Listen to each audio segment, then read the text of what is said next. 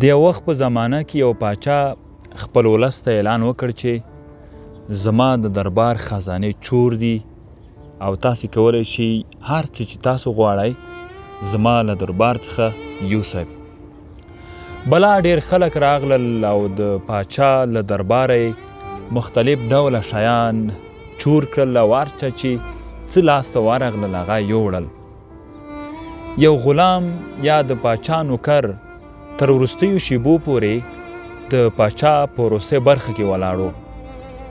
کله چې وضعیت نورمال شو، شیان ختم شول او هغه کسان چې چور او چپول یې پیل کړی و هغه هم لاړل.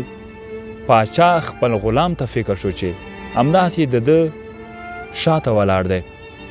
خپل غلام ته یې وویل او هغې ته د یوه بیعقل او احمق انسان لقب ورکړ او ورته یې وویل چې پردي کسان راغلل زما دربار خزانې چوري او یو څه یوړل، ته زما د دربار کس وې هیڅ دې هم ونه کړل.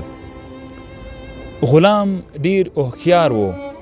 پاچا ته یې وویل چې هغه خزانې چې تا چور چپول ته وړاندې کړي وي یا هغه خزانې چې تا خلکو ته د هغې چور اعلان کړی و د هغې مالک هم ته وې او هغه خزانې چې لا پاتې دي او ستا په خزانو کې دي د هغې مالک هم ته یې ما ته نیولی، نو ستا هغه پاتې خزانې ټولې زما شوې.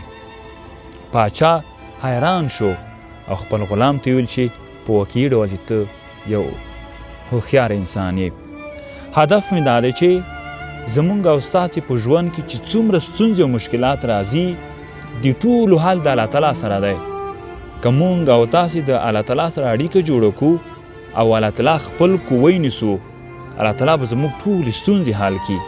هغه ستونزې هغه مشکلات چې په ورځني ژوند کې مونږ د هغې د حل لپاره سرګردانه یو، د هغې حل د الله تعالی سره دی. نو ډېر اسانه ده، الله تعالی خپل کړئ تر څو ټولې ستونزې مو حل او یو خوشحاله ارام ژوند ولرئ.